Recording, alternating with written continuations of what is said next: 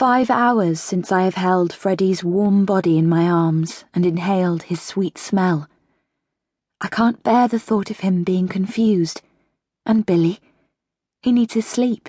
He gets grumpy when he's tired.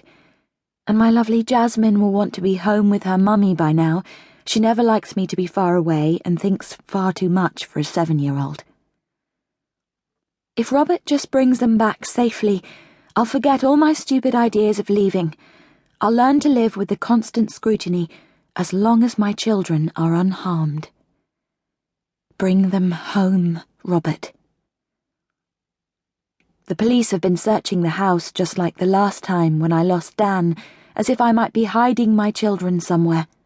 They're out knocking on doors and waking up the neighbours. What have they seen? What do they know? More police are arriving now. Detectives this time. Mrs. Brooks? My thoughts are interrupted by a voice. I look up into the kind eyes of a woman who doesn't look much older than me, but she must be because everybody calls her Ma'am. Do you mind if I call you Olivia? My name's Philippa. I'm afraid we've now called all the local pizza places, and nobody remembers seeing your husband and children. Maybe they changed their minds and went for a burger instead. They could have done that, couldn't they? I'm clutching at straws, and we all know it. Why didn't you go with them, Olivia? How can I answer that? I don't know. He's never done this before. I feel I have to make something up, although I don't know why. Robert thought I looked tired and could do with a bit of a rest. He was trying to help. Do you have a stressful job? Is that why you were tired? Or have the children been playing you up a bit? Does she think I've hurt my children? They're good kids. I promise you they are. And I don't work. There's enough to do looking after the children and Robert. I've never really worked, other than for a few months before I had Jasmine. By the time my maternity leave was over, Robert had asked me to marry him, and he didn't want me to work at all. He wanted me at home, looking after him, and it suited me just fine. But now I don't know why I was content with that decision, content with being nobody in my own right. The questions keep coming, but all I want to do is scream at them all.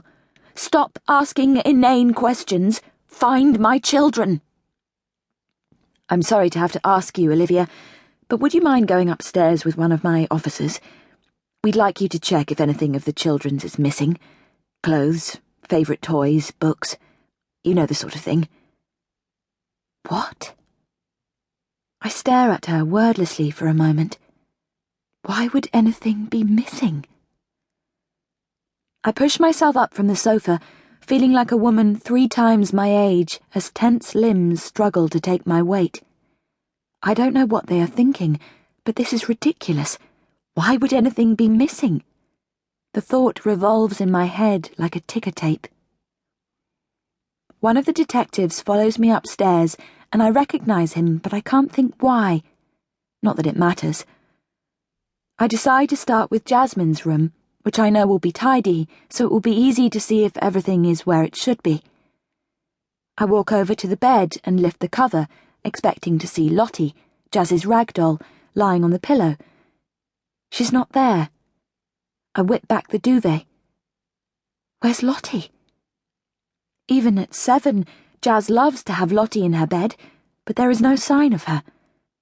I look at the policeman in my anguish, but he just watches me and says nothing. I walk slowly over to the wardrobe.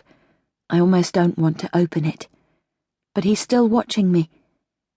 I gently pull on the handle, as if doing it slowly will change the outcome. Jasmine's pink backpack is not on the shelf. Suddenly, I'm like a wild thing, pushing coat hangers backwards and forwards, pulling open drawers. No! I'm wailing, dragging out the one syllable into 20. Where are my daughter's clothes?